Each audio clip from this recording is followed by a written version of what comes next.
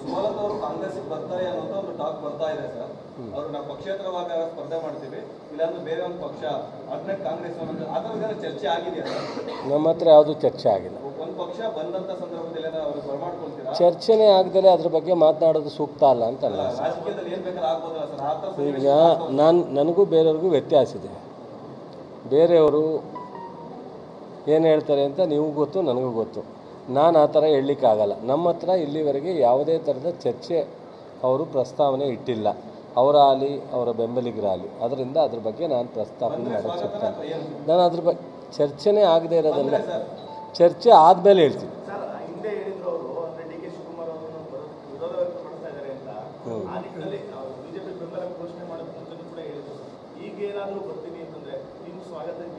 ನೋಡಪ್ಪ, D K Shivakumar ಅವರು discuss ಮಾಡಿರೋ ವಿಚಾರ ನನಗೆ ಗೊತ್ತಿಲ್ಲ.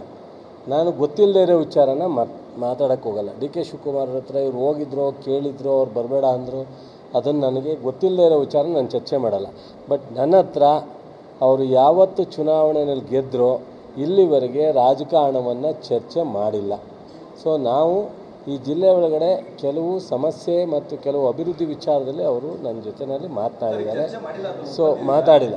ಬಟ್ ಆದರೆ ಕೆಲವೊಮ್ಮೆ ಅಲ್ಲಿ ಇಲ್ಲಿ ಸಿಕ್ಕಿದಾಗ ನಾವು ವಿಶ್ವಾಸದಲ್ಲಿ ಮಾತಾಡಿದ್ದೀವಿ. ರಾಜಕೀಯ ಚರ್ಚೆ ಆಗದೆ ಇರೋದ್ರಿಂದ ನಾನು ಮಾತಾಡಲಿಕ್ಕೆ ಹೋಗಲ್ಲ. ಸುಮಲತಾ ಅವರು ಕಾಂಗ್ರೆಸ್ ಬರ್ತಾರೆ ಅನ್ನೋ ಒಂದು ಟಾಕ್ ಬರ್ತಾ ಇದೆ ಸರ್.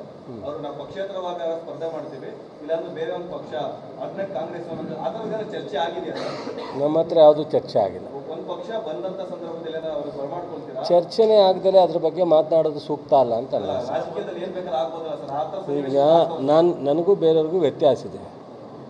ಬೇರೆಯವರು ಏನು ಹೇಳ್ತಾರೆ ಅಂತ ನೀವು ಗೊತ್ತು, ನನಗೂ ಗೊತ್ತು. ನಾನು ಆ ಥರ ಹೇಳಲಿಕ್ಕಾಗಲ್ಲ. ನಮ್ಮ ಹತ್ರ ಇಲ್ಲಿವರೆಗೆ ಯಾವುದೇ ಥರದ ಚರ್ಚೆ ಅವರು ಪ್ರಸ್ತಾವನೆ ಇಟ್ಟಿಲ್ಲ, ಅವರಾಗಲಿ ಅವರ ಬೆಂಬಲಿಗರಾಗಲಿ. ಅದರಿಂದ ಅದ್ರ ಬಗ್ಗೆ ನಾನು ಪ್ರಸ್ತಾವನೆ ಮಾಡೋಕ್ಕೆ ಸಿಗ್ತೇನೆ. ನಾನು ಅದ್ರ ಬಗ್ಗೆ ಚರ್ಚೆನೇ ಆಗದೆ ಇರೋದನ್ನ ಚರ್ಚೆ ಆದಮೇಲೆ ಹೇಳ್ತೀನಿ.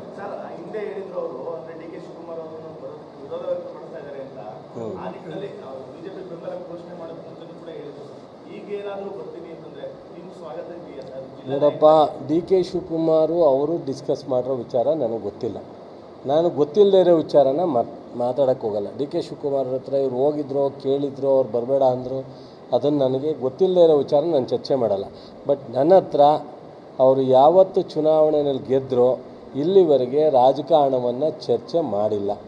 ಸೊ ನಾವು ಈ ಜಿಲ್ಲೆ ಒಳಗಡೆ ಕೆಲವು ಸಮಸ್ಯೆ ಮತ್ತು ಕೆಲವು ಅಭಿವೃದ್ಧಿ ವಿಚಾರದಲ್ಲಿ ಅವರು ನನ್ನ ಜೊತೆಯಲ್ಲಿ ಮಾತನಾಡಿದ್ದಾರೆ. ಸೊ ಮಾತಾಡಿಲ್ಲ. ಬಟ್ ಆದರೆ ಕೆಲವೊಮ್ಮೆ ಅಲ್ಲಿ ಇಲ್ಲಿ ಸಿಕ್ಕಿದಾಗ ನಾವು ವಿಶ್ವಾಸದಲ್ಲಿ ಮಾತಾಡಿದ್ದೀವಿ. ರಾಜಕೀಯ ಚರ್ಚೆ ಆಗದೆ ಇರೋದ್ರಿಂದ ನಾನು ಮಾತಾಡಲಿಕ್ಕೆ ಹೋಗಲ್ಲ.